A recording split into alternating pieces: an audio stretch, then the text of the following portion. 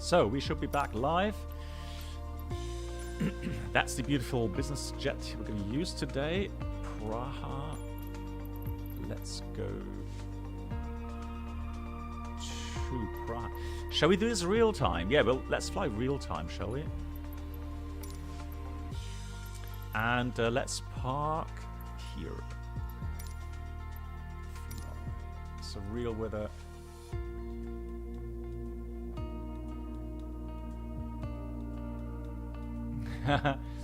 Yeah, we're not bad. Yeah, well, that's more like a fluke than anything else, but hey, I'll take it. The call sign was ER for Bravo 71. Infinity. What a lovely name.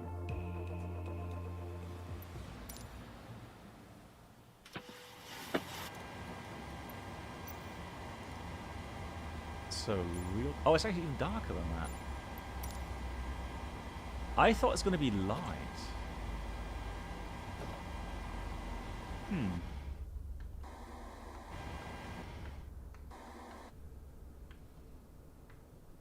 Let me just quickly go put this to daytime so that we can actually see the scenery. Where's my camera? Camera. Drone speed. Right, so this is a new scenery as well. Prague. I've been here many times as well. Many times. So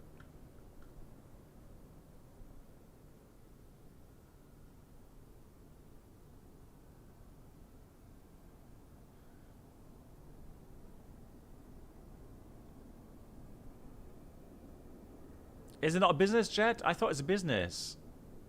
Oh, come on. Or is it actually an airline, do you think?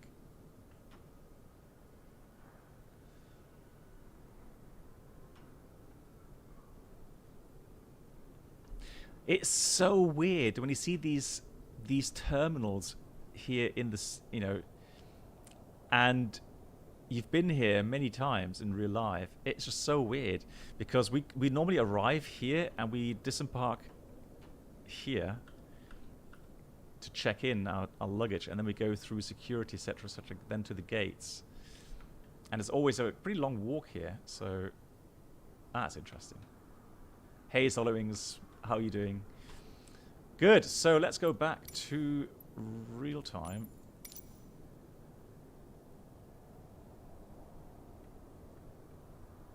And unfortunately, yeah, it's just outside textures, isn't it?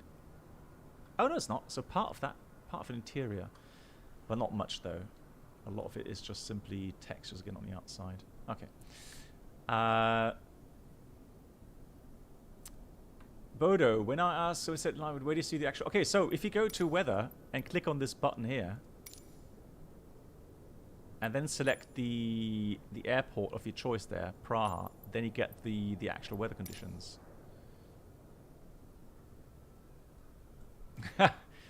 Yeah, 1013. There we go.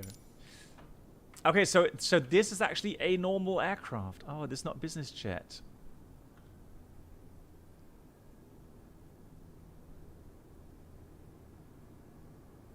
All right, doesn't matter. We'll take it as it is. Right, let's connect.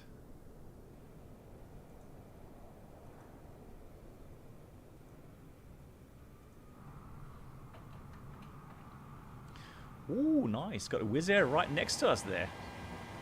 Sky Team. That means, though, I need to... Oh, hang on. I need to do something else. Completely forgot.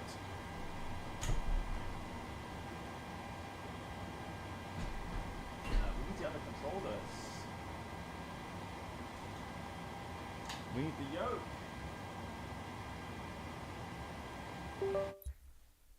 The yoke, not the stick.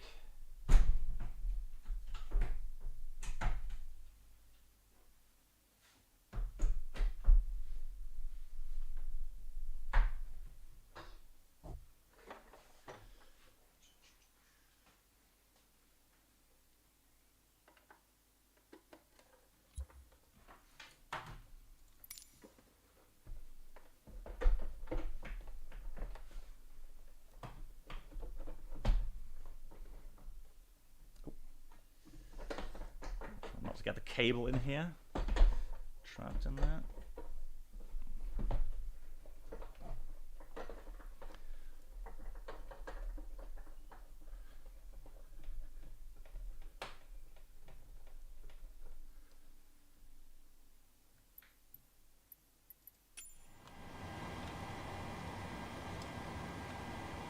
Why is that?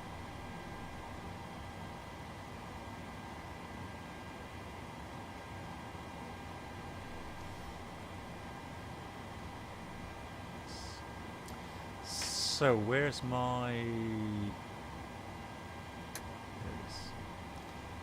So that's all aligned. That's good, that's good, that's good. All the displays are way too bright. Just gonna dial those down, lower brightness.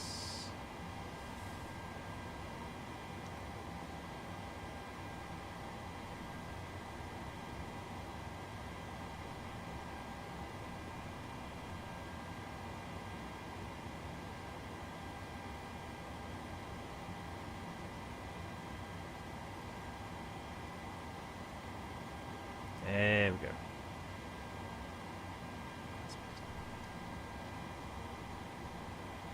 Well, the flood is still too bright. Good. And let's get quickly going on the Boeing. We need good air cycle position in it. Already done. We're going from Lima Kilo Papa Romeo, and we're going to Lima India Mike Echo. Where's my overlay? There it is. But so, hey Tavers, how you doing? So departure arrival. Let me get quickly the ATIS here. It is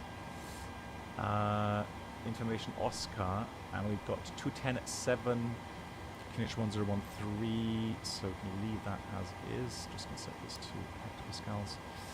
So 1013, and of course, then runway is going to be for departure. Oh, let's approach 30 in use, and yeah, so 30 it is. Good. So 30 and Dobbin departure. That's going to be for Bravo then. Is it really? 30 for departure.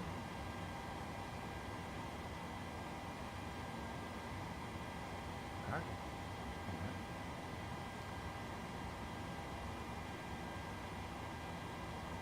Because I would have thought normally 24 is used for departure. I've taken off on 30 as well.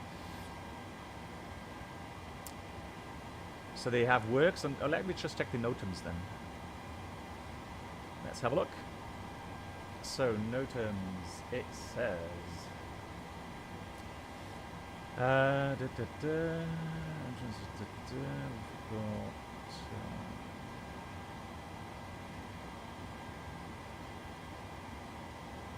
oh, there we go. Right at the end. 0624 closed. That explains it.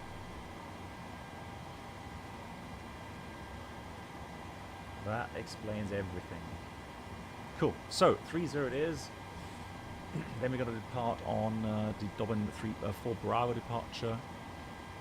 Does auto brake result in lower brake temperature? Well, Keith, what do you think is the biggest factor with regards to brake temperatures? So let's say you touch down. What do you think would be the worst thing to do? And what would be the best thing to do to keep the brake temperature as low as possible? So from here, it's going to be direct route up.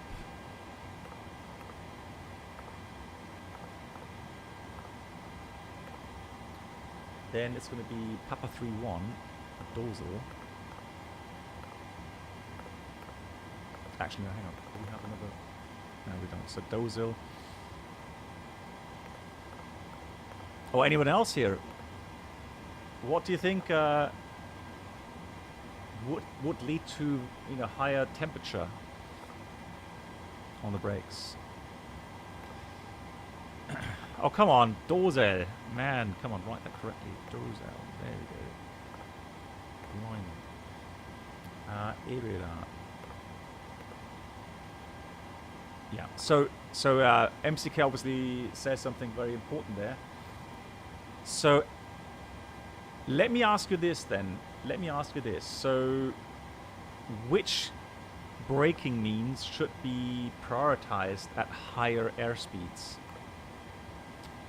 Well, I shouldn't talk and write at the same time. Pretty used to doing that. Then we've got direct VATV.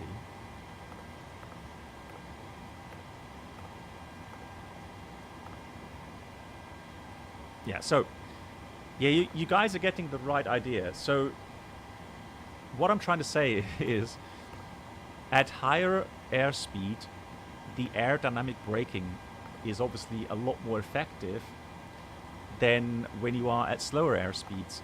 Meaning, initially, speed brakes and reverse thrust, obviously most effective in dissipating that kinetic energy. So if you have enough runway length, obviously you would try to delay the brake application, or at least have a low brake activation. But yeah, any kind of braking at higher ground speeds would definitely cause high brake temperatures and higher wear of the brakes, obviously.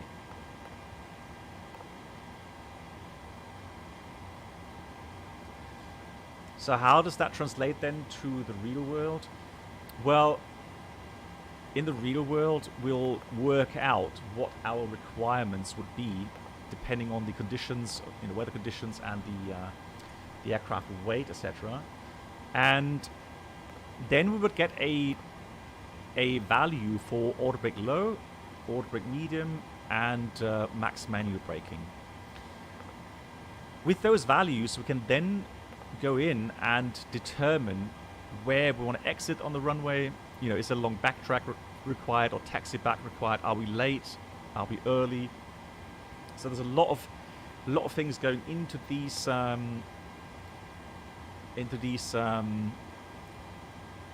requirements for the actual brake setting.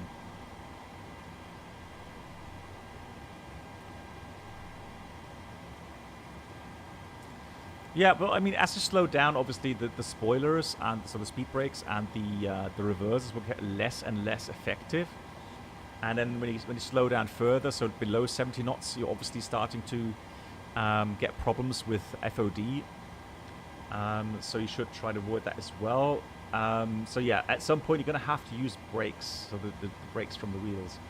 But yeah, like it's always a mixture of these circumstances that in the end will give you a certain strategy for the braking. But I'm just looking at the approach charts here for the ILS. So this would be Lazar. Now we could go to Foxtrot. Oh, this is just for the non-RNAV. Disregard that one. What about this? This is RNAV arrival. So let's try the 3 whiskey. Let's see if that works. So not echo. We're back again. So let's go raise RLS.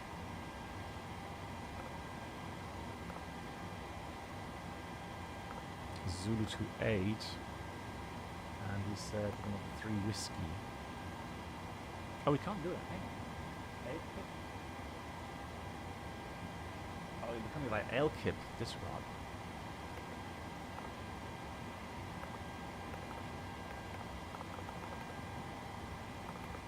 Yeah, I'm Eclip. So that's going to be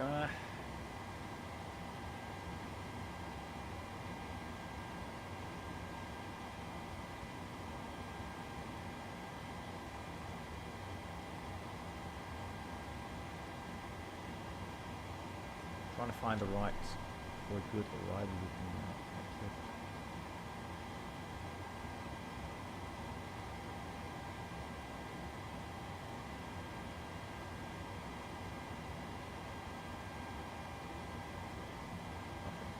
So in this case, what we need to do actually is go with the X-ray approach.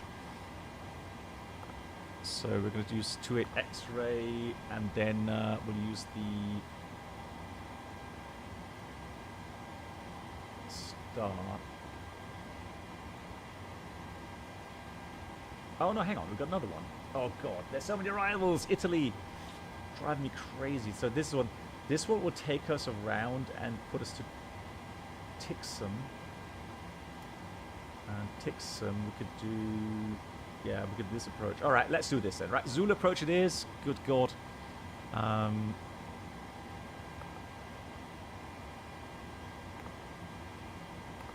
then we're going to use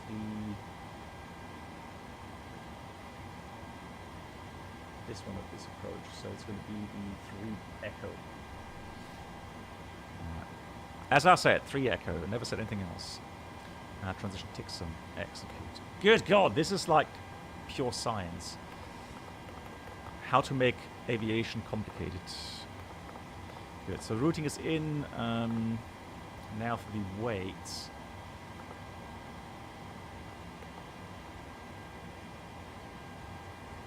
Yeah. So the saying is indeed, brake wear is cheaper than engine wear. But of course, safety goes above that. So anything safety related will be used first. So we'll take a 5. Oh, why? That's pounds. No. No. I don't want pounds. Oh, it's a new aircraft. That's why. Equipment. No, equipment's fine. Displays.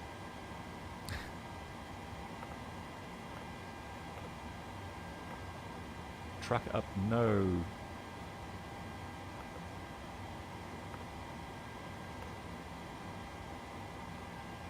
Right, displays, no. Equipment, that's fine. So one thing I want to deactivate, obviously, is the angle of attack indicator.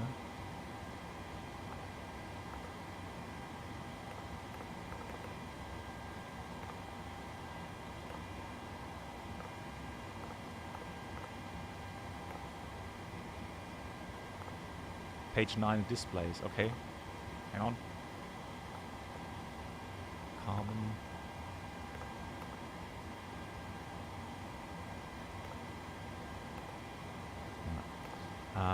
Displays. Page 9. Ah, would never have found that. Good God. Thank you. So again, we want 5,800 kilograms as a fuel. And the payload is supposed to be 52.2. So that's like 85%. Yeah, that's fine. Good. So that's the weight sorted out. Fantastic. Right. So let's go. 0 fuel weight, 52.3 reserves. We need 900 plus 9. It's about 1.9 tons final reserve. Oh, not final, but the reserves. And the cost index is supposed to be 48.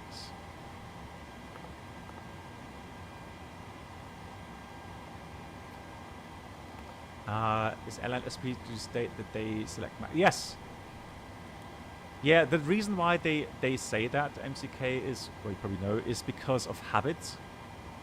So what they want you to do is to make sure you select full reverse so that it takes time for that to activate and to actually spool up. And by the time they start spooling up, you'll already know if the auto brake starts working, if the braking action that you have expected is actually there.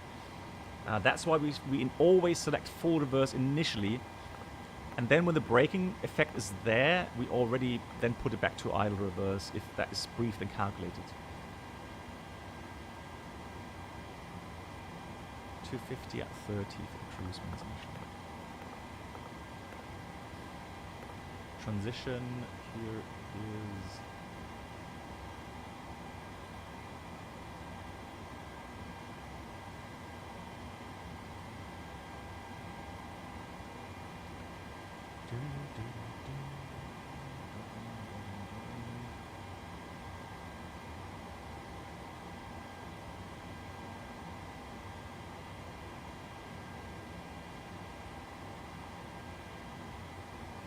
transition is in 5,000 feet.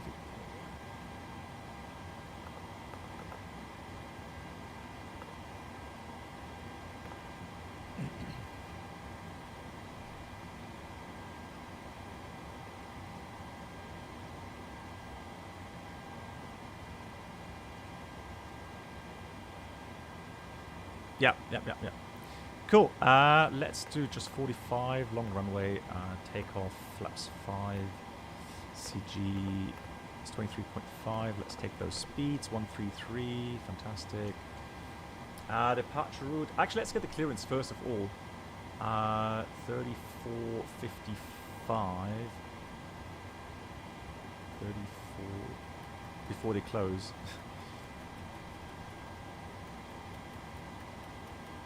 Hey, Brennel, wie geht's dir? Brennel, have you found that button that I was talking about?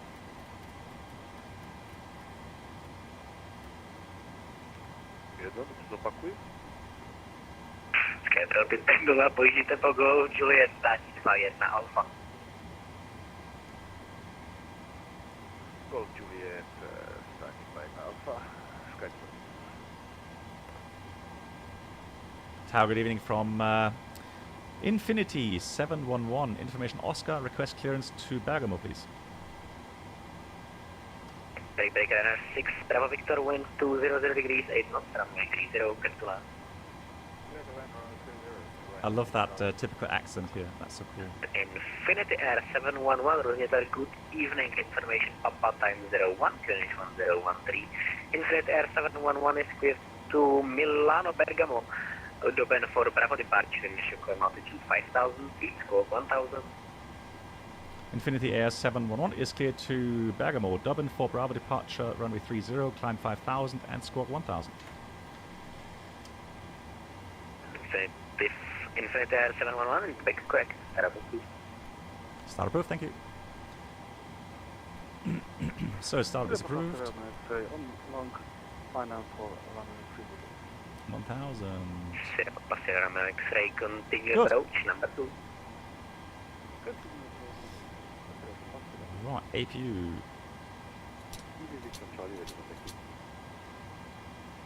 Easy 61 Charlie, scope mode Charlie, taxi to holding point runway 30 via hotel and Lima, hold short of Juliet.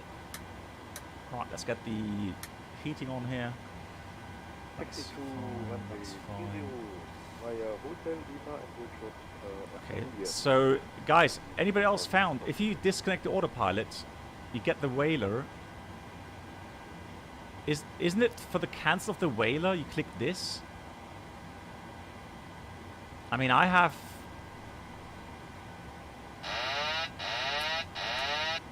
Yeah, so... Hang on. Because that normally blinks red. And then you can... So double click as well. Okay, double click.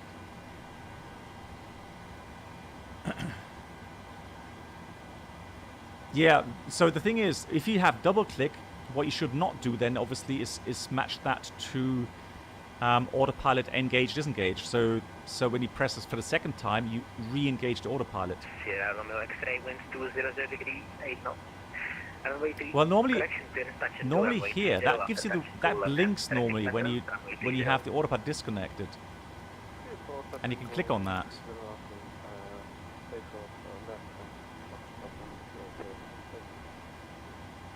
Right, APU's there. Runner 6 Bravo Victor, welcome to Prague, taxi via... Correction, taxi via Golf, stand 55.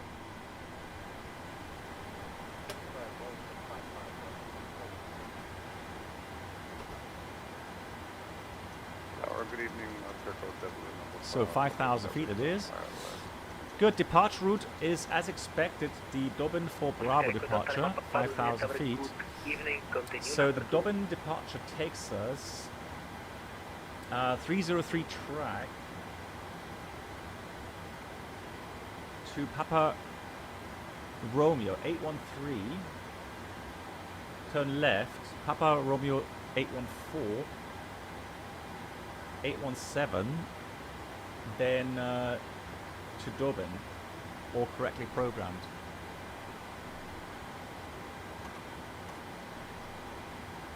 So I'm going to put the initial course 303 in here. Back to the flight triplets first.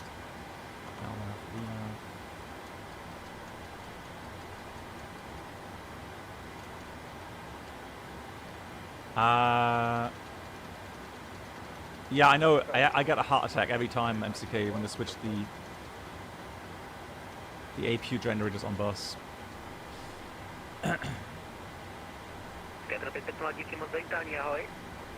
Huh?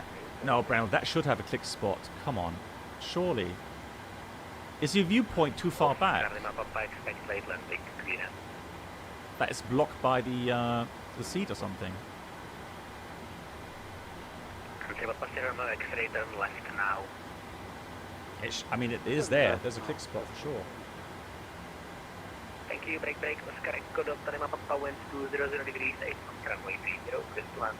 So, before start checklist, fuel is 5,800 kilograms, pumps on, nothing in center tank. Passenger signs are on. We have MCP V2133, altitude 5,000, heading 303.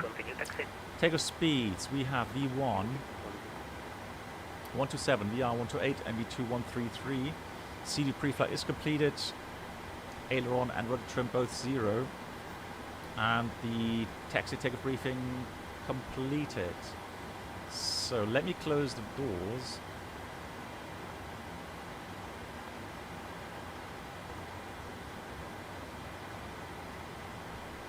So that set the parking brake before we remove the chocks. Removed, return.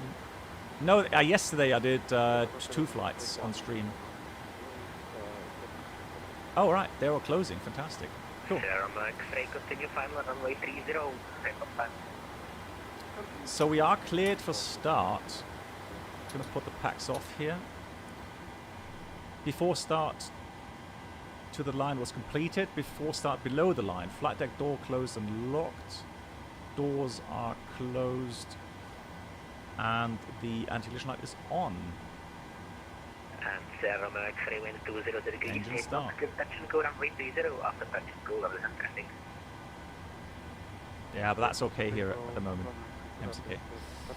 Right, that I need to get rid of as well. So we have start valve open, 21, 22, 23. Here comes fuel. We check for EGT rise. And somebody showed a picture where they had like 300 degrees EGT without fuel flow. So before putting the start lever to idle. And that means there's something that's not correct. Normally 150 degrees will be correct, but 300 it just seems a bit too high after even some motoring. Oh,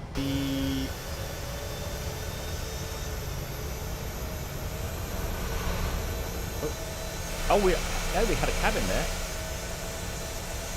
Hold on.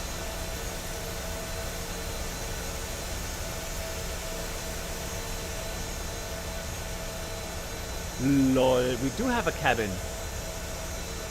I didn't realize we had a cabin.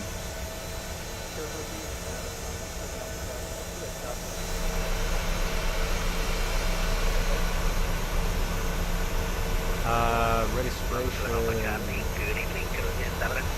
Where's the registration? Doesn't have one. Good. Engine 2 started. Let's start engine 1. Start valve is open. N2 rise.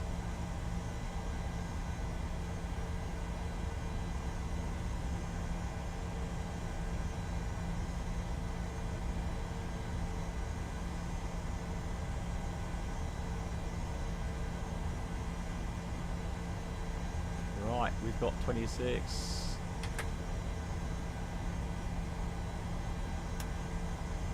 And BC61 Charlie, continue taxi.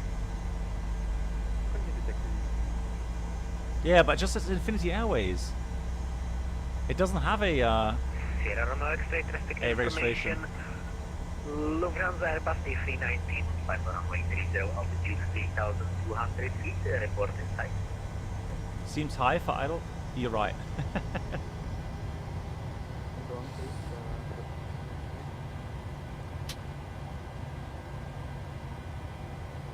It has Infinity registrations, yeah. Yes, Looks like it. traffic, Good, after start flows. There we go. Romeo X-ray, extend, left downwind runway 30. That goes off. Extend. That to auto.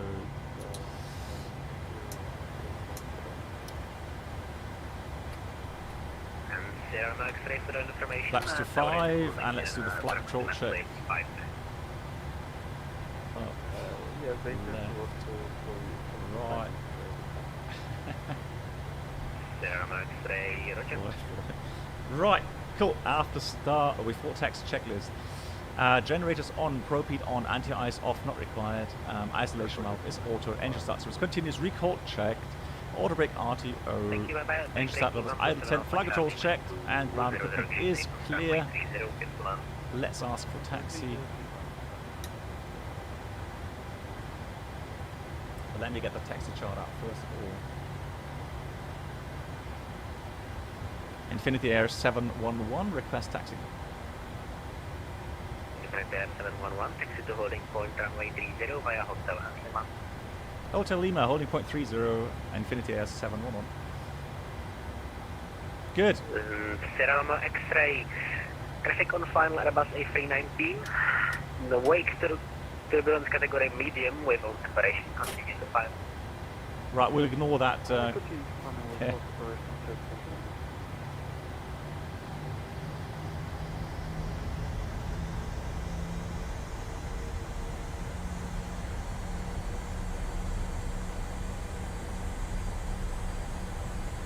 So here's hotel on the straight ahead.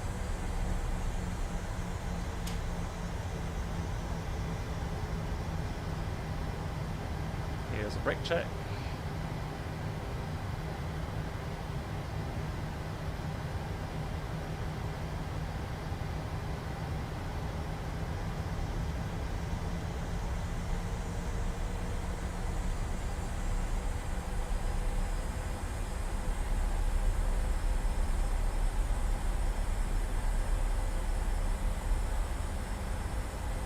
It is, yeah, yeah, for me as well, yeah.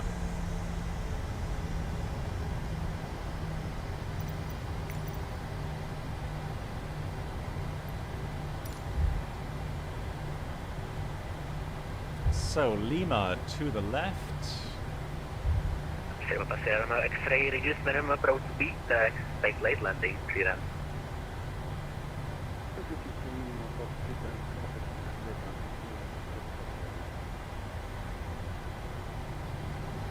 What's the name of the game? It's Microsoft Flight Simulator 2020.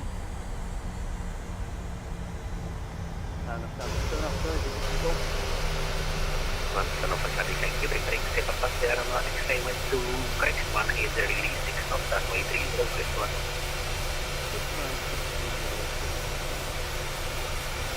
1. Easy 61 Charlie behind the landing, still start 22, run up runway 30 and wait behind. Behind the traffic, slide up runway 30 and pretty high. Before take actually before 7 Alpha Charlie, welcome to Prague. Before I do that, Golf, Juliet, stand to 1 Alpha. 5.3 for the trim. Golf Juliet, stand to an Alpha,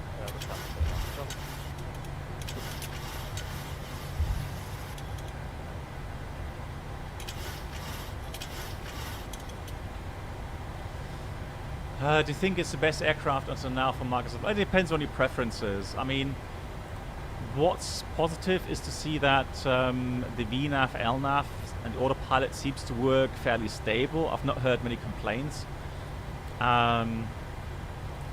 Welcome aboard. Hey! Switch channels. Lufthansa 7 Alpha Charlie, we can only set 2-1. For new subscribers, please make your way to the first The class Banshee! cabin. So, Charlie, confirm you are unable to take 2-1 Alpha? Yeah, it's on. Thank you. So, Alpha Charlie then takes them 2-1. Okay, that's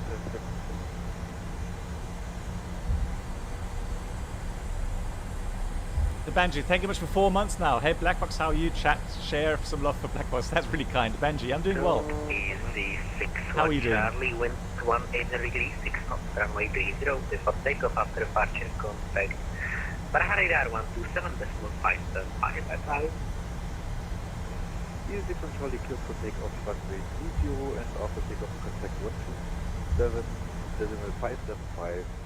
Thanks, goodbye.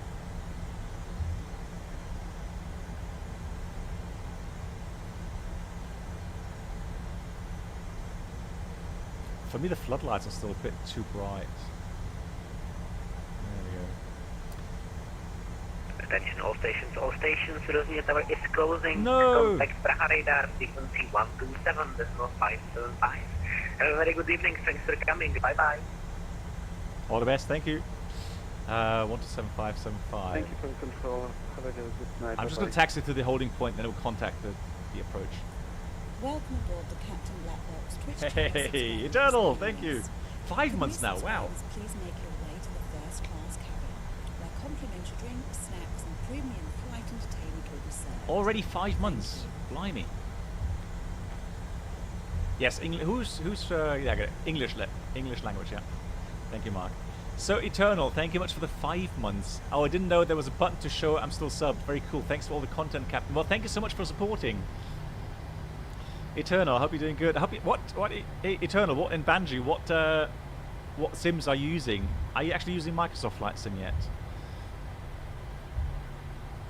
Anyone else who has the 737 here? Are you guys enjoying it or not? Would love to hear your comments on that.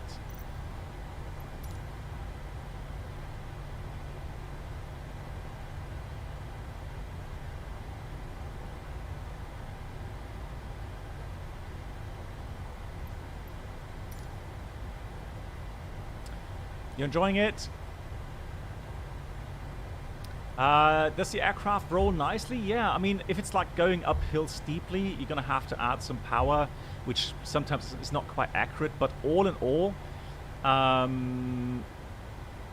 don't have bigger issues, no. It's good, okay, I'm glad you guys are enjoying it. Nice. So 125, 575.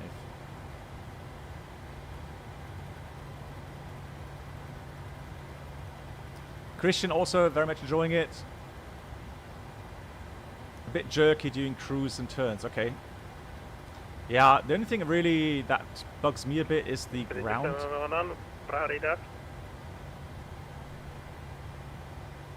Hang on, give me a second. Prague radar, hello, Infinity 711 is holding short runway 24.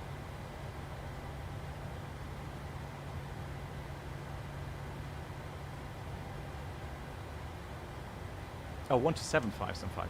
Sorry.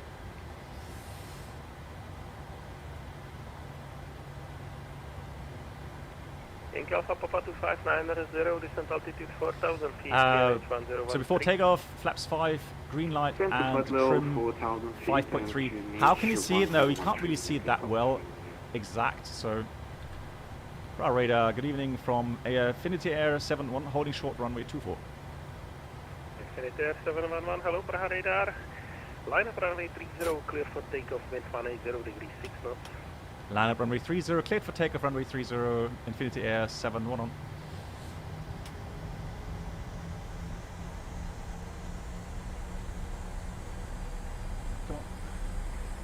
This is 61 Charlie, proceed direct to Ruda, resume our navigation.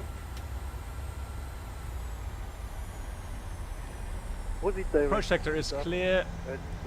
Checklist all completed. Let's put terrain on here, and once we've lined up, let me put that to here. Start the elapsed time, and off we go.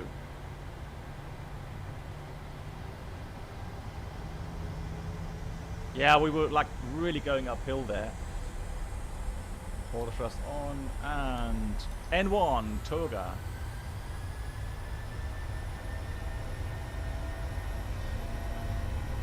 Charlie for the climb on the Unicorn, what to do the simulator, have a nice flight and good evening. Oh, it doesn't have a. I don't have a HUD. That's You why. really come want to do that. It's checked. Goodbye.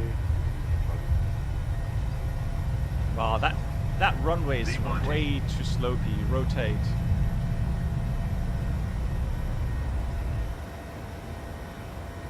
Positive rate of climb. Gear up. That is way too slopey on the runway.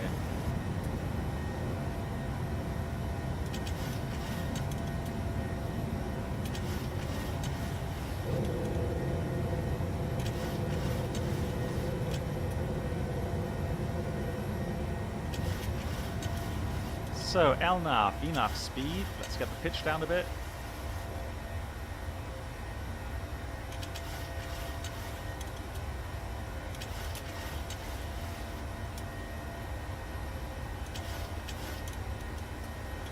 There, 711 report passing level. Infinity Air 711 passing 3,600. Infinity Air 711. Identified, climb flight level 160, proceed direct route up. Back to route up and climb level 160, Infinity Air 711. So 160. 2536, runway 30, clear to land, wind 180 degrees 6 knots. Autopilot on, flaps up. That. And direct to Ruda. Above sector, we can accept that. Well, that's a bit right.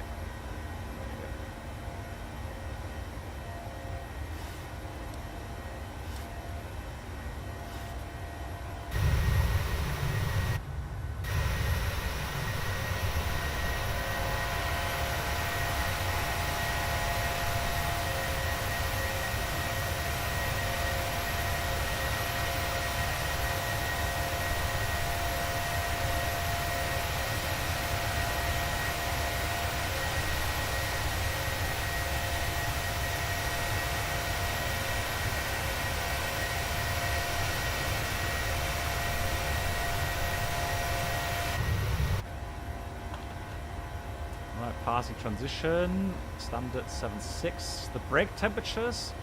No. No.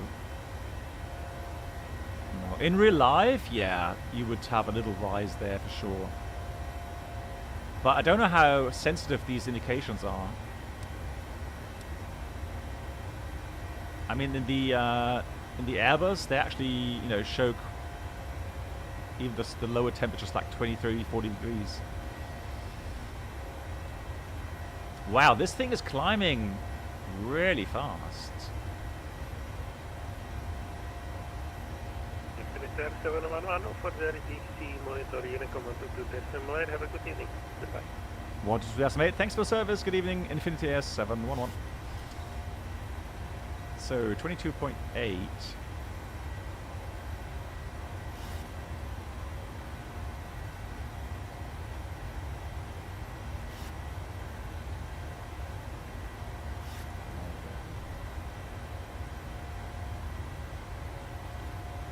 Yeah, yesterday MCK already talked about that. I love how other aircraft here, when you fly in VATSIM, at night time, you can see the position lights, the beacon light, and even the strobe lights, and it has a kind of sparkling effect. Looks really nice. So, passing 10,000, let's do some flows here. Of course, our VIPs, they want service, so seatbelts auto. Those can go off. Cabin is not climbing yet. Something's wrong.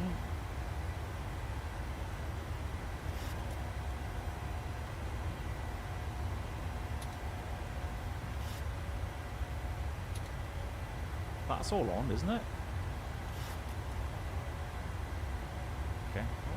That's weird. Oh, that's why. Yeah, you're right. Tisk. It's not Airbus, is it? Yeah, that makes sense. Lazy Airbus pilot here. So, Rudolph. Let me try this again. See if I can dial that down a bit.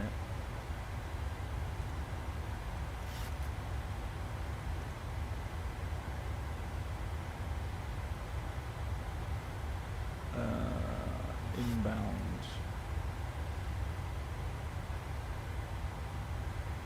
No, that's the overall brightness.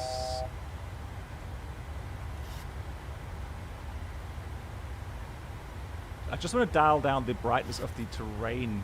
There we go. There, that's better. Good, let's continue climb 360 then.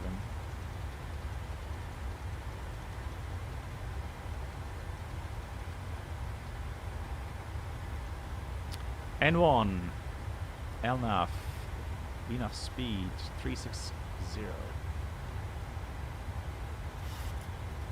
Yeah, I mean, of course Boeing was my first plane, and once I fly Boeings again, I'll be more up to speed on those procedures for sure. Menu, where was that? Options, no, aircraft. Displays. I'm sure we have the round radial. There we go. Right. For Bob. Oh yeah, right. Traffic. Why don't I have traffic? There we go. So where is he?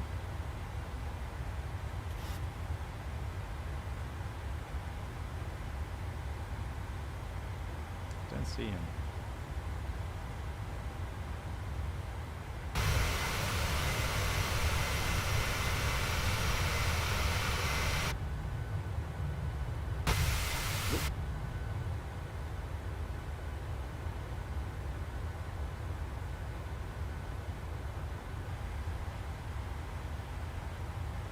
Called as an Airbus pilot? No. Well, that's just a joke. That's. Remember the story I told you when I actually trained on the Airbus, coming from the 737, and I remember the one of the training's captain said, "Hey, be careful. Airbus flying makes you lazy." Well, that comment has kind of stuck with me because there's a certain truth with that. So after takeoff, engine bleeds are on, packs are auto, landing gear up and off, and the flaps up like no lights. Nice. Cool. Let's go. Progress. ETA 32. About an hour flight time.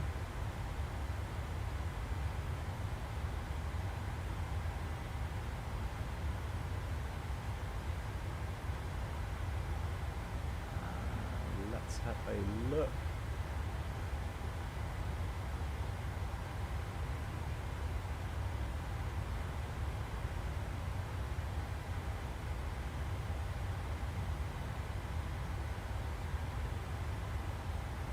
So the approach will be interesting, but I mean, this does make sense because we're going to be coming from a high altitude. So LKIP is, or this waypoint, 130 above due to high terrain. So even here, 110 above, you know, you're going to need some track mileage to actually descend. Airport elevation is, have a look. Airport elevation is about 800 feet almost. So yeah, that'll be interesting. Taxi, airport, and parking stands. Perfect. Love it.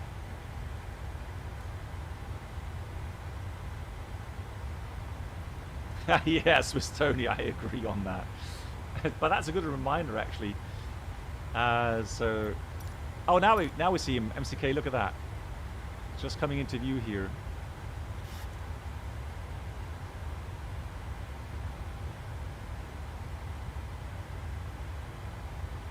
Kind of weird reflection, but hey. So let's have a look. It's so weird. Yesterday that didn't work, so the position of the own aircraft. Today it works. I don't know why. Sometimes it works, sometimes it doesn't. Really weird. Maybe the update brought some help.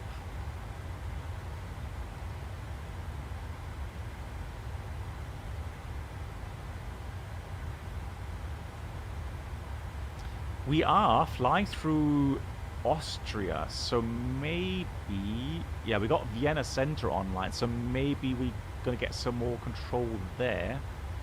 We still have Milano radar online, so we'll see. Hey, okay, MCK, good night to you. Yeah, thanks a lot. Talk to you soon. All the best. Thanks for hanging out.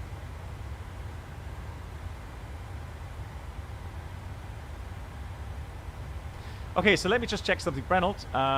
Let me just disconnect the autopilot here, right? So I'm just pressing the disconnect button once.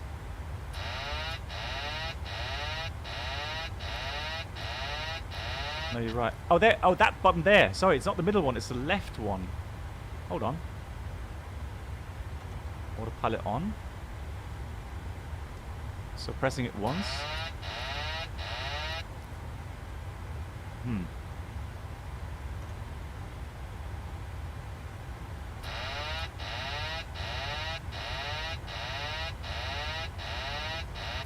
Yeah, it's this left button, Brenold. That cancels it for me. I know, Empty Crest. It should be flashing red, shouldn't it? Yeah, that's autopilot. That's auto thrust FMC message. So that button is for the autopilot warning. I don't know. That is weird indeed.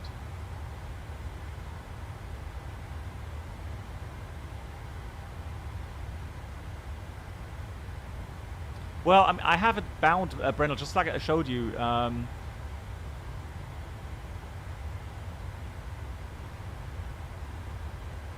On the yoke. Does this button work? No, that... Actually, hang on. Oh, there we go. So here you can disconnect, and then you press this button here. This one. So the left one of the three.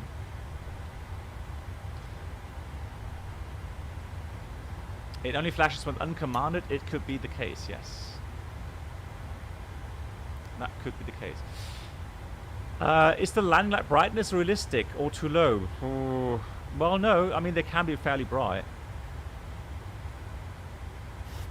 Are the rules in the cockpit regarding the nav display zoom level, or do the captain FO do... Well, normally you would have it depending on the situation. So, for example, departure, it will be on a very low scale, while, you know, en route, obviously, you have a... But there's no definition how many miles you should display. The only thing what happens if you get a TCAS advisory, you should adjust the range, you know, so that you can see the aircraft properly. Maybe 10 miles or something. But apart from that, there's no rules. Hey, Leon. Well, I'm using FSUR PC to get connection to SimToolkit Pro, and to use it with SmartCast. But otherwise, no. Otherwise, I don't. I've not matched, or I've not really set up anything regarding flight controls. Yeah, it does. The first load after a update, yeah, it takes a long time. What do you think? Will you buy all? No, I'm not sure, Brenold. No. I'm not sure if I can... How can you look at the auto... Okay, so there's two variants regarding autopilot. So if you go to menu, PMDG setup, aircraft, and then equipment, you can switch that to Honeywell. So that's the Honeywell MCP. And that's the Collins MCP. I do prefer this one, to be fair. Hey Jeremiah, so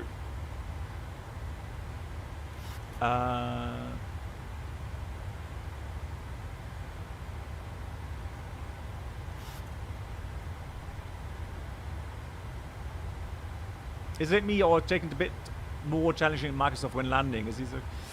Yeah, so the reason why you feel it's more challenging to land the 737 PMDG in Microsoft Flight Sim is the mere fact that P3D is lacking a lot of simulation when it comes to environmental influences like wind gusts, etc. So Microsoft does have a better model in that regard compared to P3D, but it still has ways to go yet, so it's not 100% realistic yet.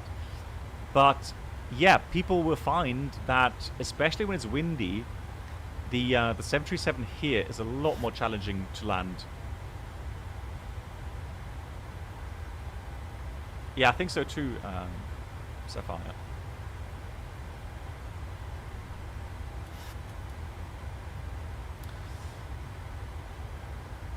You can also press twice on the button. Yes, Brennell, you should be able to, yeah.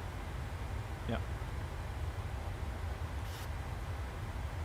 What weather color on the radar would you make change course? Hendrik, good question. Normally I would say the moment you get yellow, that's already heavy precipitation and potential, stronger turbulence. So for passenger comfort, I would try to avoid yellow. But red is definitely no-go. You should really try to avoid red. However, in the real world, there are certain phenomena where you would get red radar returns, but you can actually fly through those. And one of those is like frontal rain. So when you have a warm front approaching with lots of rainfall, you could actually have a fairly big red radar return, and it's just a lot of water. That's it. There's no big turbulence and no thunderstorm. So whenever you have a round return with green, yellow, red, yeah, I would avoid anything that's yellow or red for sure. And a thunderstorm, I would actually go around it. You should go around about at least 20 miles normally, depending on the size of the thunderstorm. Hey, Wilfried, how you doing? Hey, Black Box, first time flying the MD. No, so I flew it yesterday, 2 legs, 2 flights yesterday, which went really well. No problems whatsoever. So enjoyed those yesterday, yeah. Okay, so the flight model, for me, it's not that realistic. The reason being is that it's too stable. Meaning, so when you have it nicely trimmed, it just doesn't budge. It's like flying an A320 really. So the real 737 is a lot more, or it requires a lot more inputs. So for example, when you watch videos from 737 flight decks, you would have the pilots kind of correct all the time. And here it's like you can just let go of everything and yeah, nothing happens. It's like, yeah, like look at this, it's so stable. And it would never be, trimmed that perfectly. So it's not even moving. That's like flying an A320 right now. So that's one of the things I found. But still, it doesn't mean that you can't enjoy the add-on.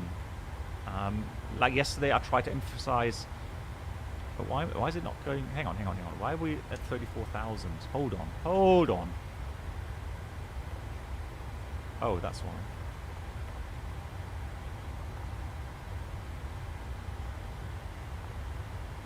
Right, N1, enough speed now. Can you fly above or below? No, so Emre, let me have a look. Can I actually connect my iPad? Let's do some drawings, shall we?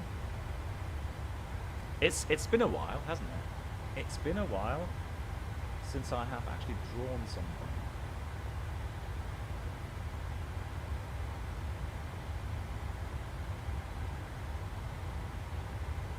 Now for that, how do I do that again? How do I connect?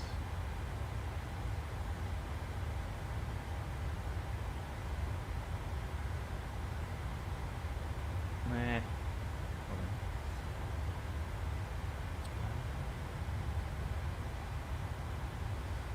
Windows 11 comes with an app where you can actually connect an iPad, for example. 1,000 feet to go. What's it called? Anyone know? Was 11.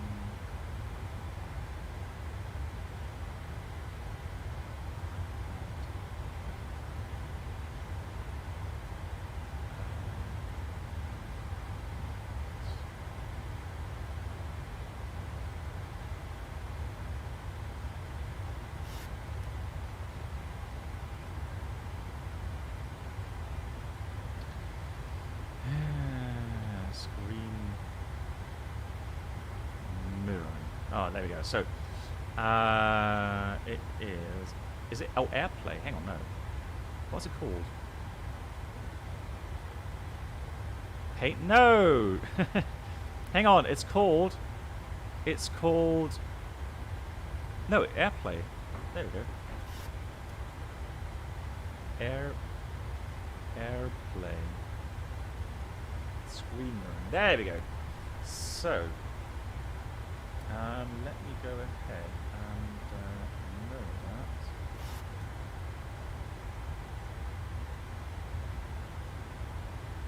Come on. Ah, yes. Please.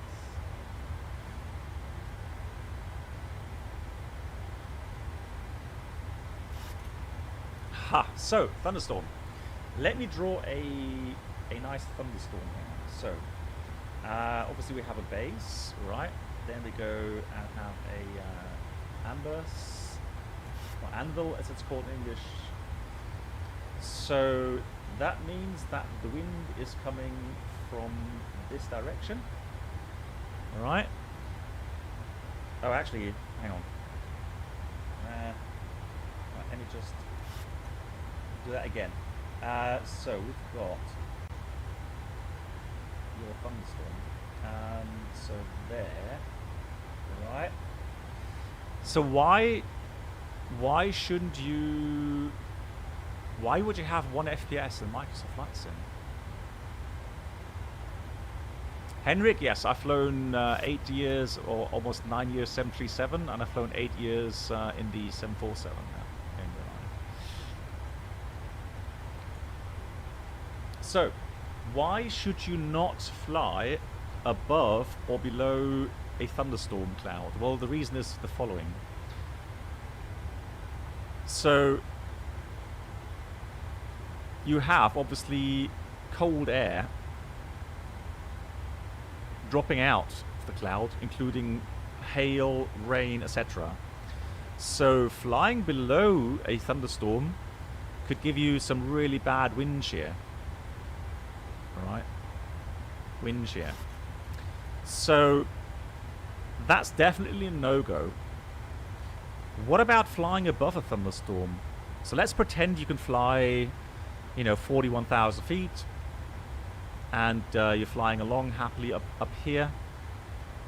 The reason why you should not fly above a very strong convective thunderstorm cloud is because it's hard to judge how fast that cloud is actually still rising.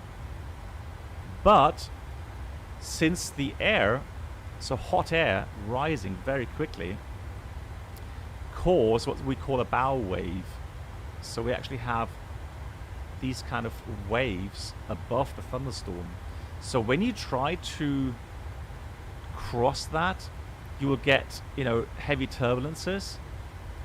And we know that if you're flying at very high altitudes, near Coffin Corner, as we say, that can actually cause you trouble. So that's why we neither go below a thunderstorm, and we don't go above thunderstorms either. So we always fly around it.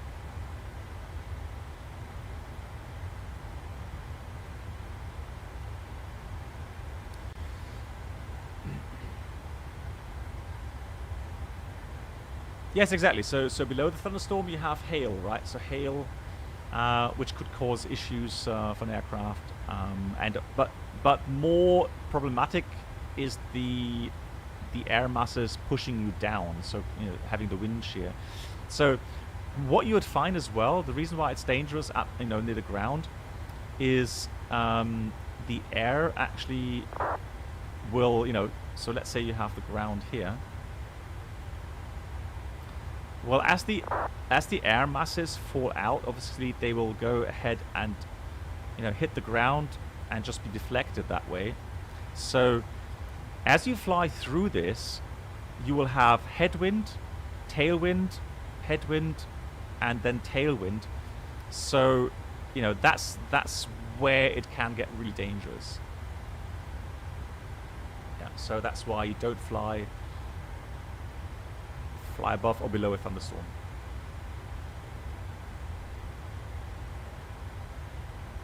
I've actually missed drawing. I like drawing. I'm not good at it, but I like it. Oh, where are we? The Alps coming up here. Airport. Oh, Innsbruck. Lovely. We're flying right above Innsbruck. There. Oh, yes, please.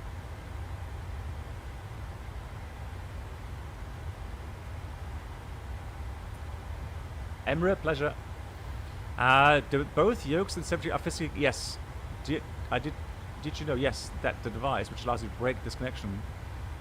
Yes. Well, I mean, Brennelt, it has a shear mechanism, meaning that if you have opposing forces, or let's say one gets stuck, you can actually, have physically a disconnection between the two. Yeah, I've known that, yeah. There was, with the Air France incident a couple of weeks back, they described that there as well.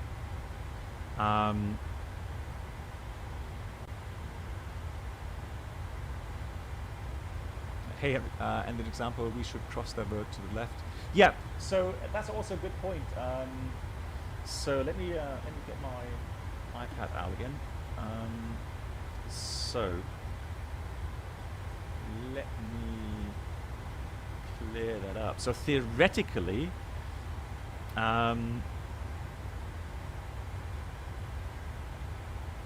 let's say you have a thunderstorm.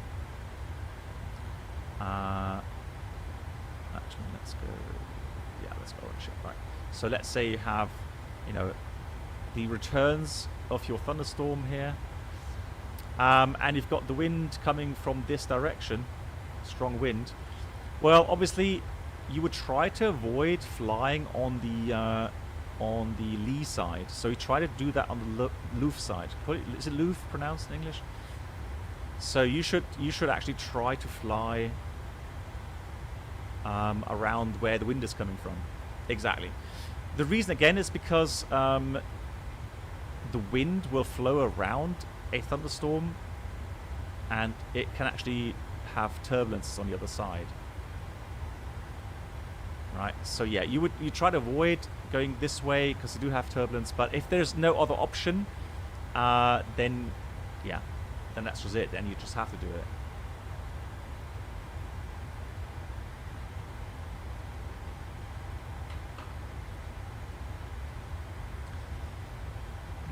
Oh, I'm just gonna have to look at the views here. Oh my god.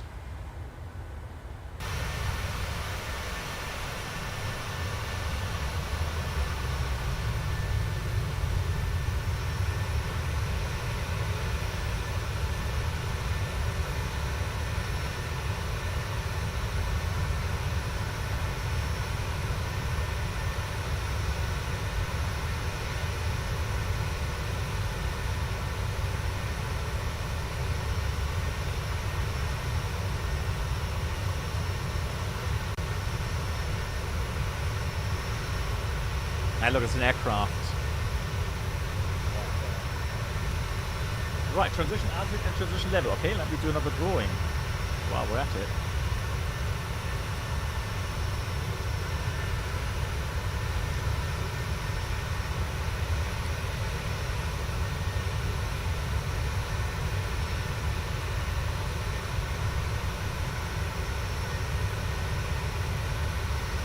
No. Okay, so Brennan, before I get to your question, let me just go again and answer the question. So the question was, or is, in flight, you don't have any place to go. So the only reason why you would not have a place to go is obviously you have a squall line with many thunderstorms in place, and there is just no space to go anywhere between, safely go anywhere between that, right? Well, you will not go above. No, you will have to divert around it. And I have had to divert for, let's say, 50 miles, right, from my original track. The largest deviation I had to do was last year, or was it last year? I think it was like almost 100 miles. And yes, it could potentially mean that you cannot reach your destination anymore because that diversion took so much fuel. Remember the Air France crash with A330 over the South Atlantic? The problem with that was that they had a very convective area ahead of them, and in front of them was, I think it was a Lufthansa flight in front of them. They were able in cruising level to go and find a spot where they could pass through safely, and so the Air France was behind them, and those clouds, those cells were so convective that, and they can go, and at these latitudes they can go up to, let's say, 60,000 feet, so you cannot get above that, never ever. And so the problem was that these hot air masses and very humid air masses, they just shot up so fast that as the Air France was approaching, they had their radar tilt. So let's say you've got an aircraft going here. Let me just go that way real quickly. So let's go sideways view again. So let's say you have a thunderstorm developing, right, but it's not matured yet, and you're flying along up here, right, and you have your weather radar, but your beam is like, 2 degrees down, right? So you would not get any returns. So as you look from above, right, let's look at top-down view. So you have a cell there and a cell there, but there's a cell here actually developing very fast, but because your radar beam isn't picking that up, you don't see that, right? So that's always a danger.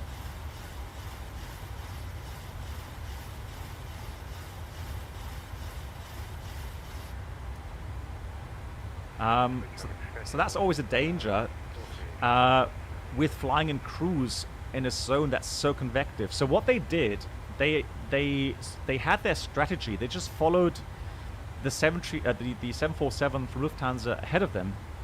However, this cloud was developing so fast with so much energy that at some point the radar actually picked up the cell, but they were so close to it that their strategy to go through that zone just became demolished. So literally they would have had to divert around that area for I don't know how many miles, 50, 100 miles or something. So I don't know if it was way too late to actually do a turn, but the problem was they actually went through it, and what they encountered were supercooled droplets, right? So we talk about this in our metrology workshop. So these water droplets get drawn up by the updraft in the cloud by the hot humid air. So these water droplets cool down because at some points you have your freezing level, and then up here you have like minus 50 degrees Celsius. So these water droplets, they are super cooled. But why don't they, hey King Treat, why don't they freeze? Well, what they need to freeze is what we call a condensation piece, like dust or an airframe of an aircraft. So the minute that they cling on to either dust, dirt, whatever is in the air, or an aircraft or parts of the aircraft, they will instantly freeze. And depending on how much of these or how many of these droplets are in the air or in that cloud, it can cause extreme icing. Extreme icing on the aircraft. Now the problem was, and that's a sad thing really, so Airbus knew about the problem with the pitot tubes and the heating of them, and they knew there could be some conditions, rare, these conditions are rare, but they can happen, and the icing effect would overpower the pitot heating, so that those particles would then freeze on the pitot tubes and block them. That was known. So part of the aircraft already had a new pitot system or heating system installed, but this specific aircraft they were flying at that night didn't. And so what happened is that the pitot tubes froze instantly, with all the consequences in losing airspeed indication, etc., etc., etc. Aircraft going into the alternate law.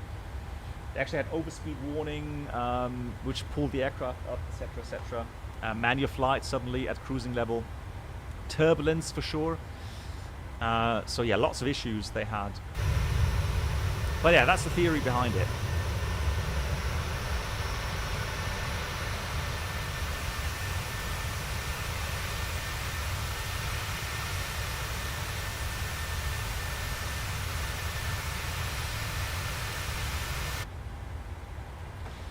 Good, we are reaching our top of descent here. I'm super cool. Oh, yes, I am. Okay, so Brennan, oh yeah, regarding the right, let me do one more painting then before we start our descent. Where's my pen? There it is. So, Brennan, transition altitude, transition level, very simply speaking. Is as follows. So let me draw a straight line. How do we do that? So you have your altitude and you have your level. Right?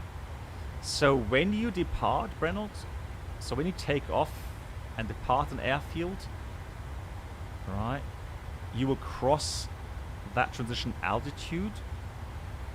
So that's TA. Sorry. So transition altitude. If you are in a descent towards the airport,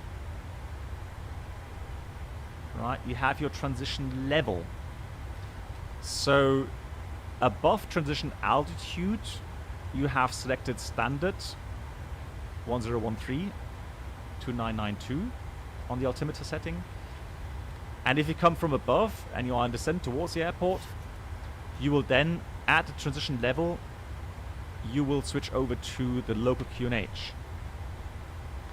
Normally that is separated by 1,000 feet. Alright? But of course, if you have very low pressure, then it could mean that you would need to increase, because of the altimeter readout and the true altitude readout being influenced by the pressure of the air, then you would have maybe 2,000 feet separation between transition level and transition altitude, or at higher altitudes airport as well. But that's the strategy or the theory behind transition level and transition altitude. It's not that complicated.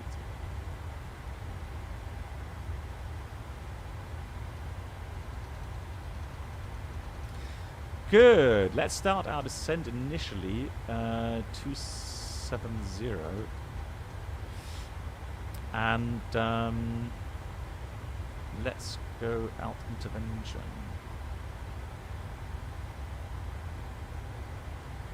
good. Down we go. Do we have control here? Hang on.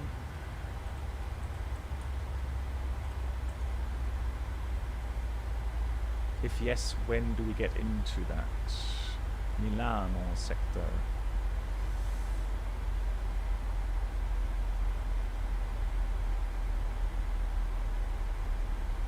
Oh no, they've logged off. Have they? Yeah, the center has logged off. Okay. Alright, so no control there. Good. It doesn't matter. We still enjoy the approach. Hey Arzan. Oh, good. Up to now, no problems.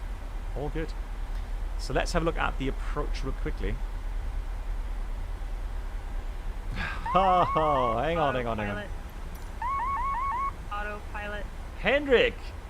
That's really, really kind, Henrik. Much appreciated. Thank you so much. Henrik, for the €7 and 73 cents. Thank you so much. Your Thunderstorm explanation shows me, first, how terrifying flying is, and second, how comprehensive the meteorological knowledge of ProPilot is. Well, to be honest, there is so much more to meteorology than what I've just explained. But yeah, thank you so much for the support, and I'm glad you guys are asking these questions. Otherwise, I would be very quiet here in stream. But again, I've kind of rekindled my love for the iPad and the drawing on it. I know my drawings aren't the best, but I think for explanation reasons, it's actually pretty good, isn't it? Oh, look at that, Milano. That's gorgeous. Henrik, once again, thank you so much. That's really kind. But then again, I mean, flying, well, I wouldn't say flying is terrifying. It's just, yeah, necessary to know where you can maneuver safely and where you should which areas you should try to avoid. That's really the idea behind it.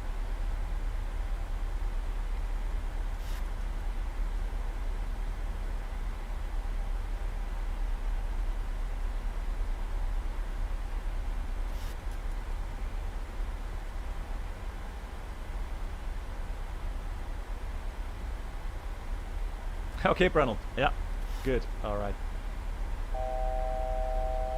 Already coming up 27,000 feet. We need to continue descending. Initially, I think safe will be about 18,000. Just to check that with the charts in a second. Retard and let's have a look. Yeah, so we've got 15.7 as a grid, 15.8, and then go to 12.5. So 17,000 is safe. Let me just go down 17,000 here then. And continue our descent. For the arrival, we are going to go fly the LKPR. Ah, there we go, night mode. Is that better? I think it is, isn't it? That's not so bright. So LKPR, max 250 knots. That's one thing. Then we've got Mike Echo 768.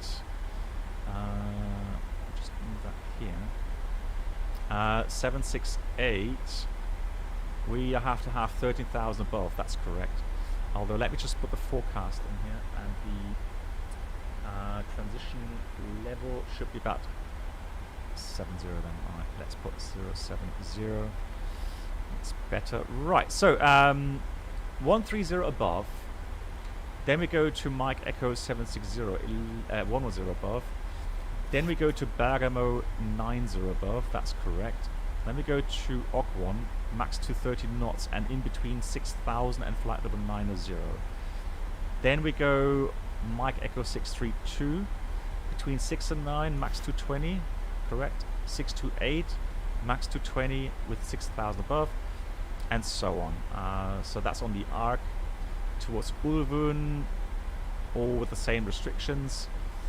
Tixum at above 6,000, and then we start the approach. Approach says Zulu. Yeah, Tixum. So 6,000 above. Then we join the routing towards Lazav, 4,000 above. Oh, actually, hang on. Mark, Isn't that the airport we flew in a shared flight together? I think so. Right, Lazaf, 4,000. Then we go down to 3.5 for the final descent. At 8.6 from the ILSDMI, we have... Oh, we do have control. Oh, he's back again. Bella Italia, 26,750.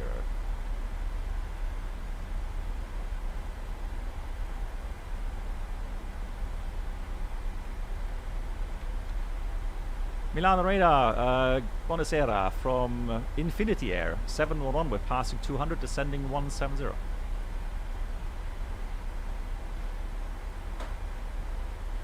Infinity 711 Milano, radar contact.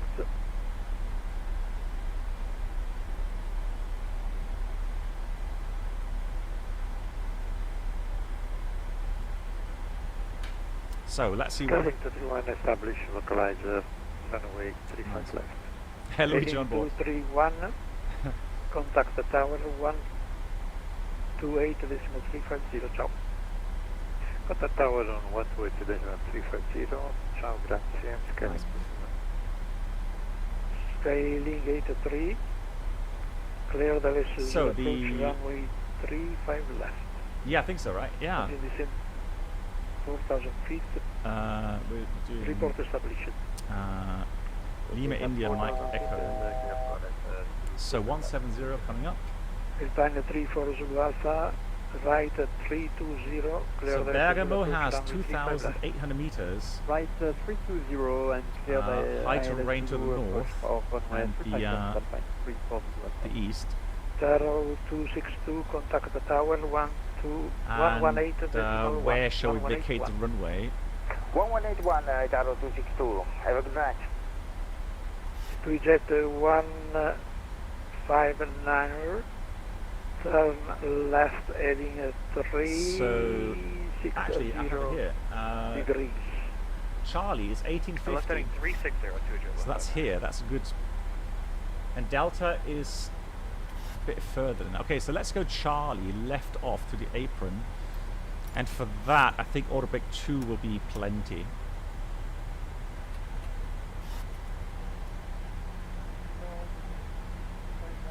Oh, that's interesting. What was that? Is that the tile for the airport? I hope not. Oh dear. Easy 251 Milano, radar contact, continue climb, flight level 100. Seatbelts on.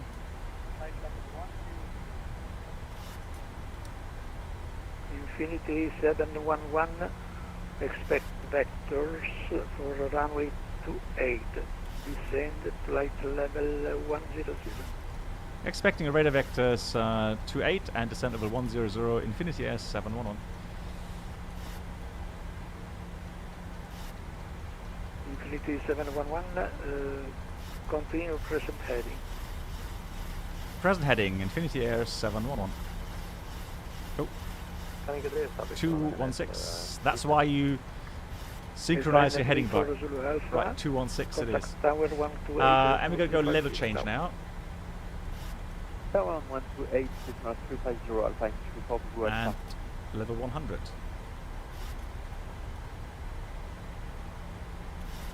So Autobreak 3 gives you 18. Is it really 2,100 meters? Well, we're not that heavy, really.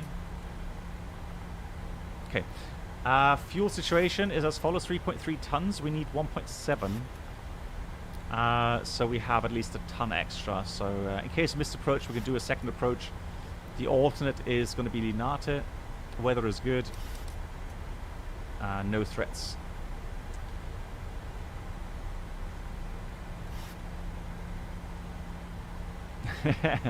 That's why Airbus does it automatically. Right, we're going to do a flap 30 landing since we do have a normal 3-degree profile. So let's go through the approach 3-degree down profile. Good evening.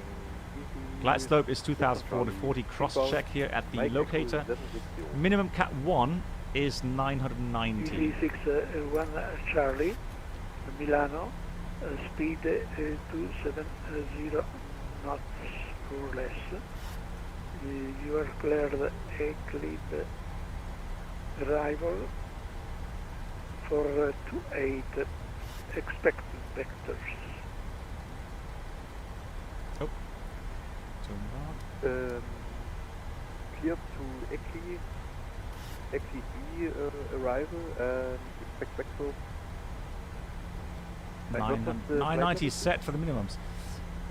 Questions. Flight level 150. How much time would it take for a type rating of a newer Boeing? Oh, Hendrik, pretty much the same. You are ready 130. So Stop 3 to it. 4 months, including theory, simulator, and the Trailing 83, contact tower 128. practical flying then in the real aircraft. Tower 128. Again, 3 to 4 months.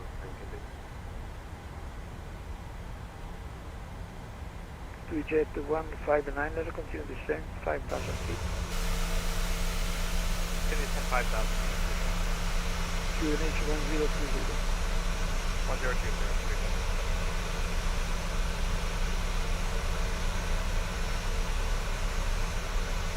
1020. That moon is just a bit too bright in my opinion. Yeah, nighttime it shouldn't be quite that bright, but hey.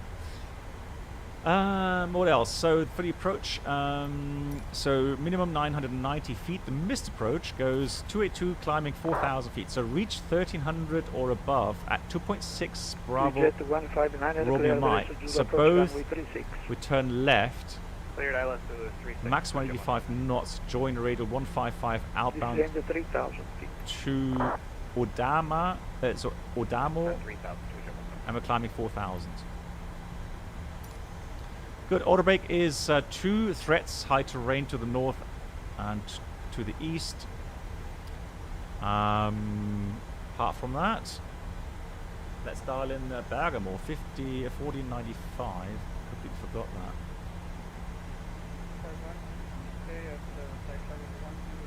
We'll pre-select the ILS here as well. 108.7. For the first officer, and I'll put my ILS on now. Easy 251, proceed direct Tagip. Inbound course is 282.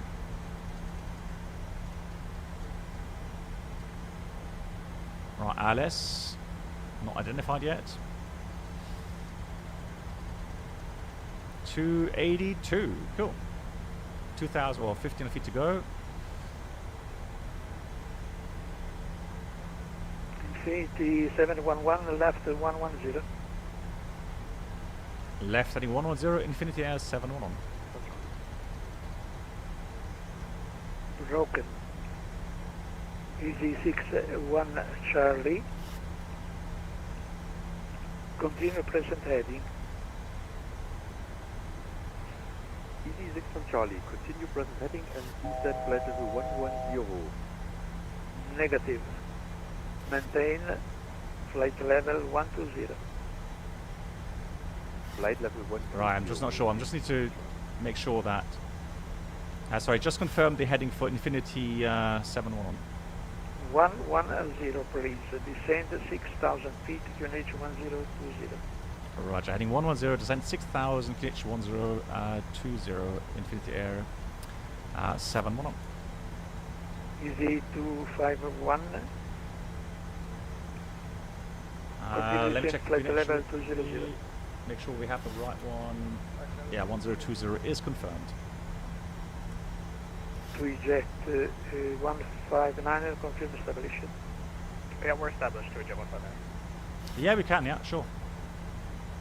Contact the tower. 1181, please. 118.1 to eject. So we got traffic to the left. He's above us. Let me put that to below, if I can. Can't, it seems. Alright. Checklist. Descent, pressurization, landing altitude. Should be about 800 feet, shouldn't it? 800 feet. Easy 61 Charlie, continue 750 descent, feet, flight that's level fine, that's set. 110. We've got recall checked. Descend Check flight again. level 110, Checked. Easy 61. Auto brake 2. Landing data VREF 130.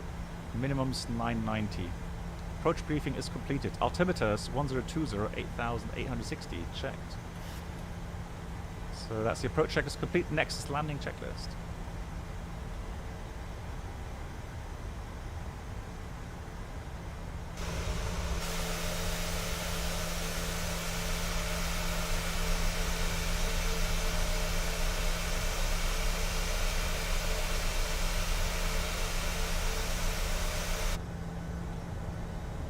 If you have a type rating for Boeing and Air, no, well, hang on. No, so you don't. You don't have type ratings for a, you know, an Airbus and a Boeing at the same time. There are certain mixtures of aircraft that allow you to switch. Like, for example, you could have had a dual rating for the A380 and A350. The same goes for A330 and A320. There is a possibility to do that.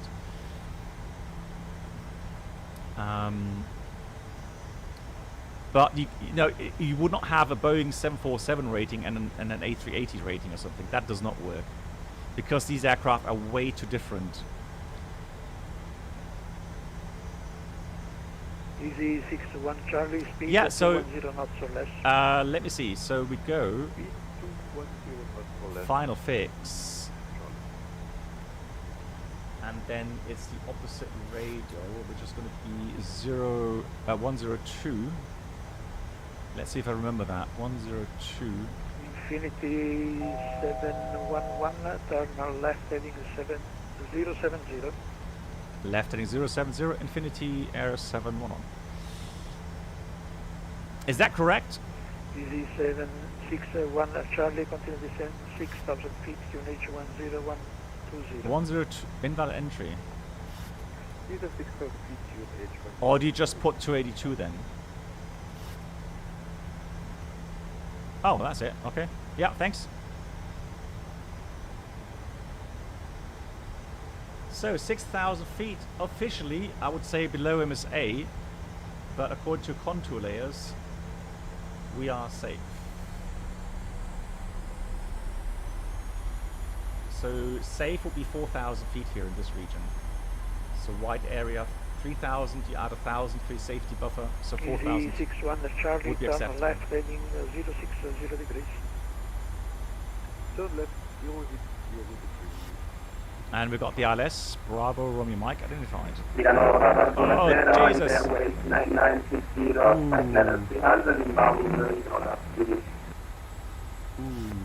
Taro 9930 Milano radar contact, you are cleared Maple 3 Echo arrival for LS Zulu runway 35 left. Down it's about 20 miles. So 7-8 minutes.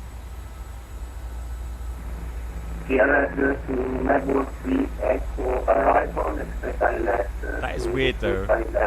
I don't know what's causing that. I think that's where the airport is. The add-on is. Infinity 711, turn left heading 010 degrees.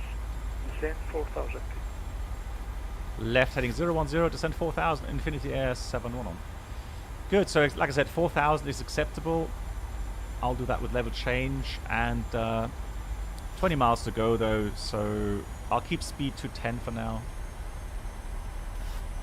Easy 61 Charlie, turn left heading 360 degrees. Turn left heading 360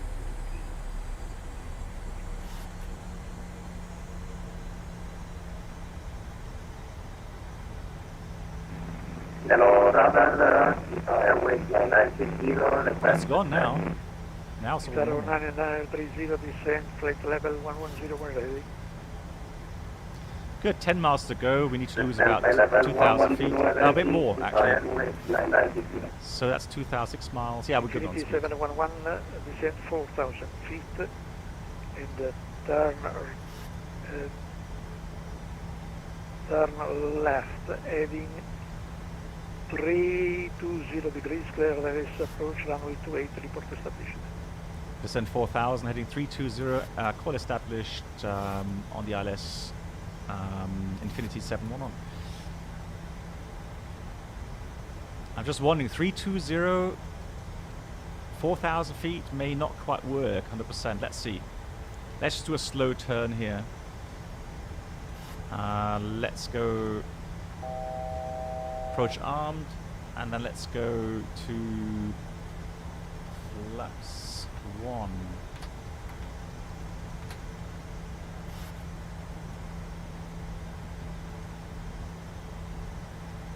So VO lock is armed, glide slope armed.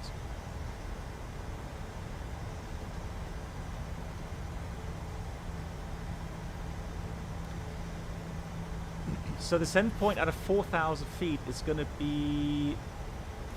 So if you look at the approach chart here, so that is 3.5. If you add 500 feet for the intercept, that's 1.5 nautical miles. So at about 10.1 DME from the ILS, I would expect the intercept out of 4,000. We're currently at 16 miles.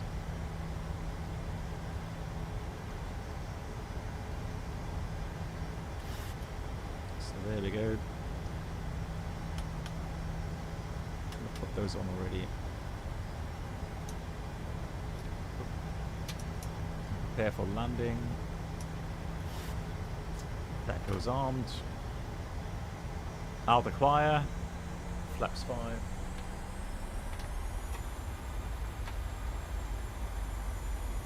Thank you.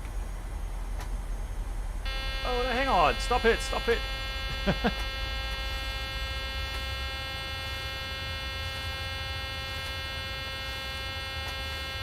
It just went all the way down on the flaps. Stop it.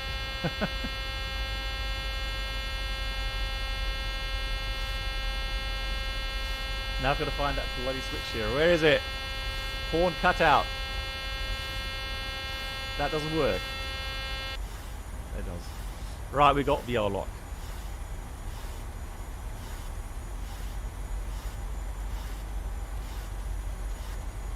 How I love it when a button gets stuck. VZ61 Charlie, descend 4,000 feet. So flaps are fine.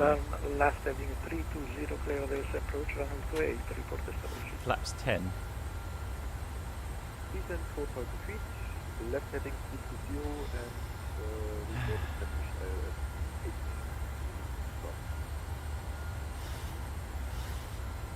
8. Glide slope intercept 4,000, missed approach is set.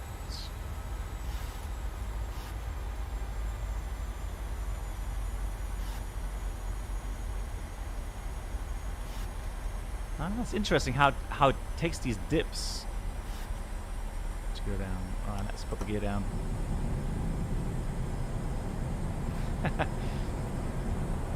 Tea biscuits, yeah. I don't think you could hide that in real life if you overspeed the flaps.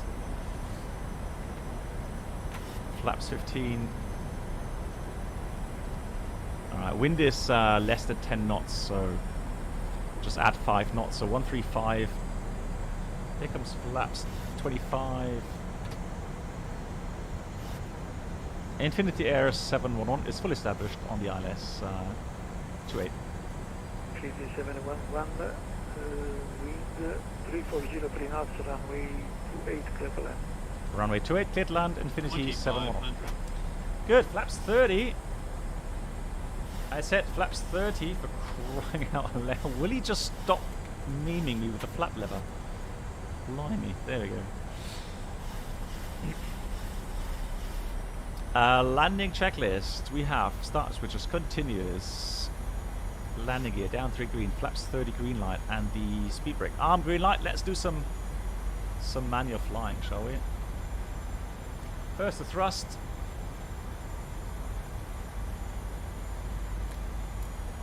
Auto thrust off. And then we'll do manual flight.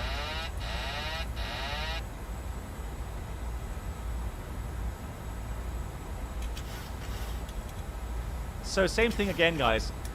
You need to try to find the right trim setting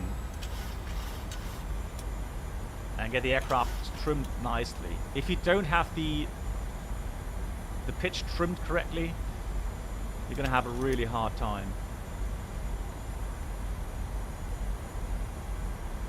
Wind kalme from behind her. Well, actually, we have headwind, so that doesn't count today.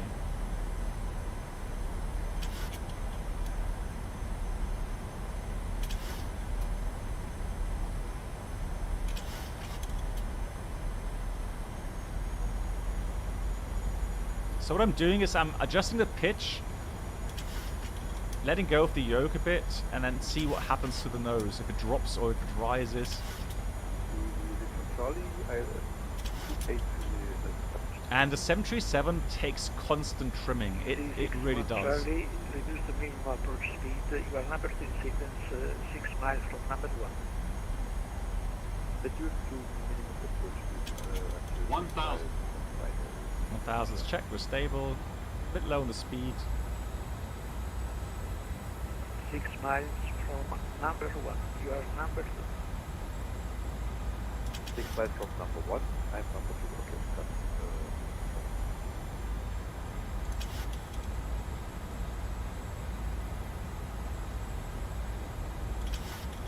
Infinity 711, vacate left and report.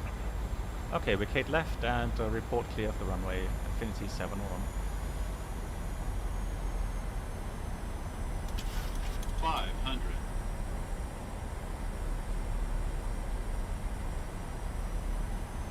400. 300. Approaching minimums. The runway is in sight. 200. Minimums. Continue.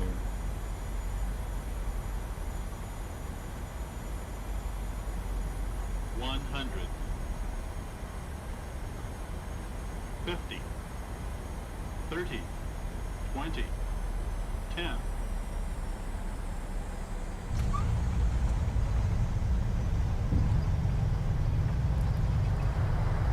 So we've got spoilers, the reverse green decel.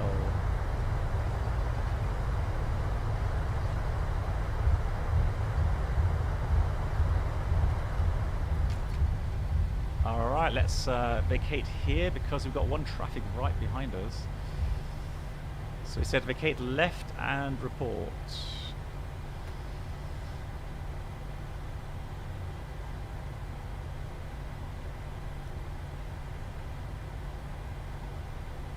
Infinity 711 is clear of the runway. Continue taxi to stand of choice. Easy 61 Charlie. There we go, nice. Wind 3403 knots. Cool, stand of our choice. Easy 6 Charlie clear to land on 28. Thank you.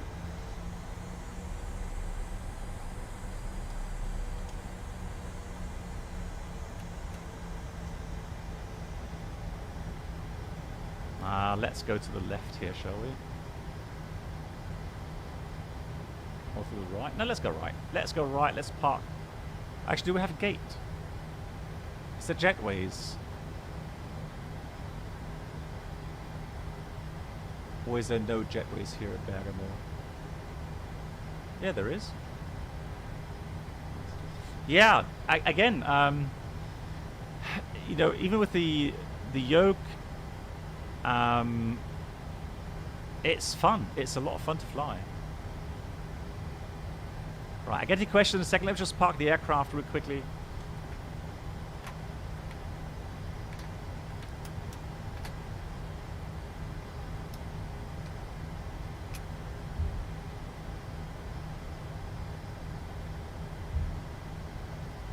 And I'll take this one here. 0930, continue descent, flight level 70. Oh, we've got a docking system. Hang on, does that work? Flight level 70 is airline with you. 0930. No. Guys, Wait, 9950. what was the command again? Oh, there we go. We've got a marshal. Voyager, good night. Take care. Leipzig. 0930, Milano is closing, monitor uniform 123. Ciao. Buonasera, grazie.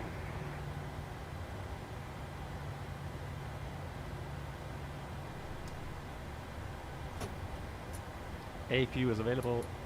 1, 2. That can go off as well. Strobed. And cut off. So the engine, so you wanted to see the brake temperatures. So that does not relate to, let's say, 260 degrees or something, I think. It's units, isn't it? Easy 61 Charlie, vacate left and taxi via Tango, stand of choice. Maybe someone knows Vacate to more the about left this than and I do. Taxi via Tango, gate of choice. Thank you. Goodbye. So that off, seatbelts off, those off. Yeah, but you can see, so I braked a little bit harder with the left pedal than with the right one. That happens in real life as well. That's the reason why you should be using auto brake as much as possible to avoid those uneven usage of the brakes. Yeah, Keith, my pleasure. Good. Let's see. Parking or shutdown checklist. Fuel pumps. Oh yeah, we've got one running there, so let's just use those off. So fuel pumps off. Probe heat off. Hydraulic panel is set. Flaps are up. Parking brake is currently on. Engine start levels cut off. And weather radar is off. Oh, wait, no. Cool. Can we get the jetway to move? Let's have a look. So let's go here and go up here. Where's my pushback? There we go. Jetway. Let's have a look again. There it is.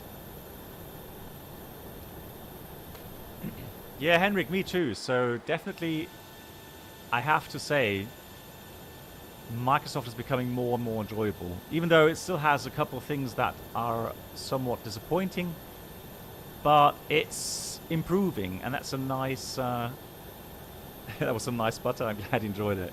So it's slowly but surely improving, and no doubt the visuals are spectacular sometimes. Really love it. So here's Bergamo scenery add-on, which does look nice. Here's the EasyJet. So even part of the internal is modelled, which is nice. People waiting for their flights. Cool. Shops. Out we go. Oh, look at that. That's nice. Oreo Center. Oreo Center. Isn't that like a cookie or something? Oreos. Now I'm hungry. Yeah, nice. Nice. I can hear. You hear the chirping. Lol.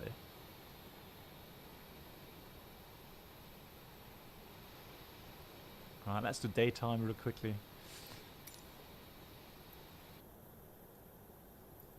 So daytime again. Oh, the views and the landscape. The mountains in the background. Ah, beautiful.